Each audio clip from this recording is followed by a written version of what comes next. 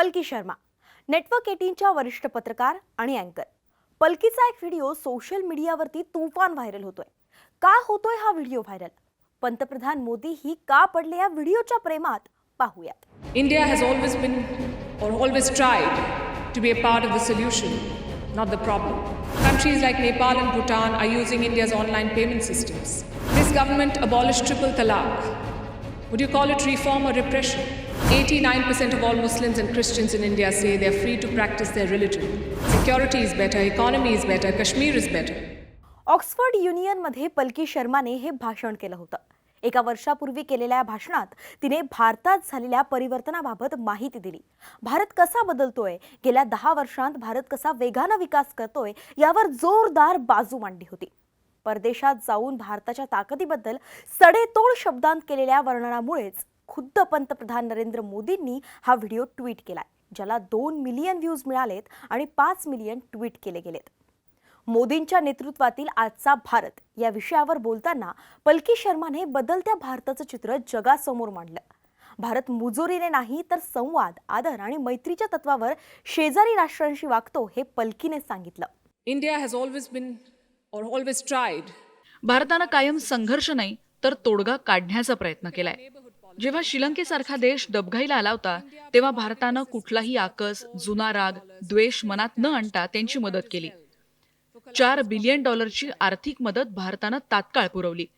अनेक लोक म्हणतात भारताचं दक्षिण आशियावरचं नियंत्रण कमी होतंय, पण भारत कधीही वर्चस्व लादत नाही.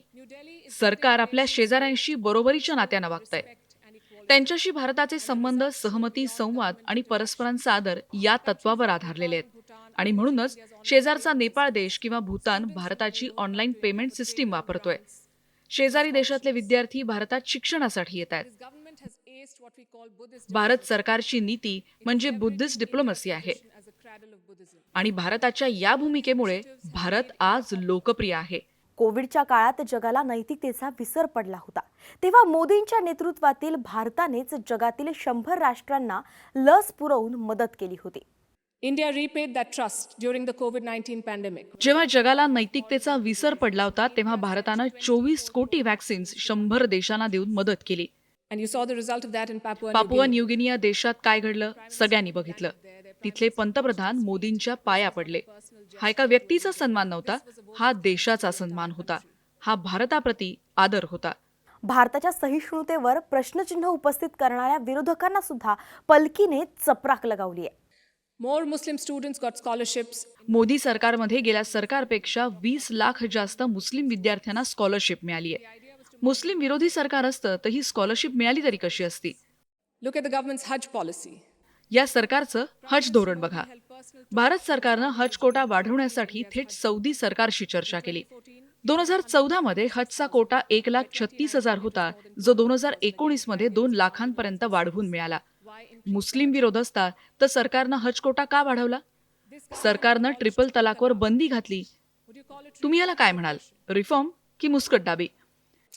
Let me also tell you what a Pew study found in 2021. 2021 मधला एक रिपोर्ट इथे बसलेल्या अनेक विरोधकांचं तोंड बंद करणारा ठरेल. कारण या अहवालानुसार भारतातल्या 89% मुस्लिम आणि ख्रिश्चनांनी सांगितलंय की ते मुक्तपणे, स्वतंत्रपणे त्यांच्या धर्माचं पालन करू शकतायत. मी पुन्हा एकदा सांगते, 89% मुस्लिम आणि ख्रिश्चनांनी सांगितलं की ते मुक्तपणे आणि स्वतंत्रपणे त्यांच्या धर्माचं पालन करू शकतायत. भारत सरकारच्या सार्वजनिक योजना बघा.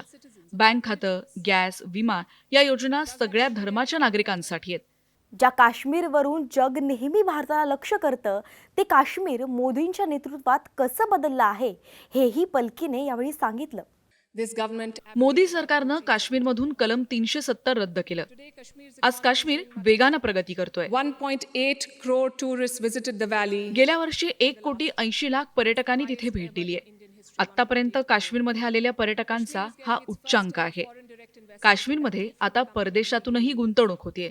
UAE मधील कंपनी काश्मीरमध्ये गुंतवणूक करते. Let's talk about security. Terror attack. काश्मीरमध्ये होणारे दहशतवादी हल्ले 50%हून जास्त कमी झालेत. आर्थिक स्थिती उत्तम आहे, सुरक्षा चोख आहे आणि काश्मीर सुस्थितीत आहे.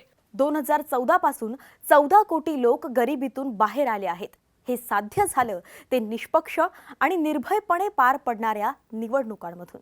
हे साध्य झालं चर्चेतून, वादविवादातून. हे शक्य झालं लोकांच्या विश्वासातून. हा बदलता भारत आहे. पलकी शर्माच्या या व्हिडिओबद्दल तुम्हाला काय वाटतं? आम्हाला कमेंटमध्ये सांगा आणि अशाच माहितीसाठी न्यूज 18 लोकमतला फॉलो करायला विसरू नका.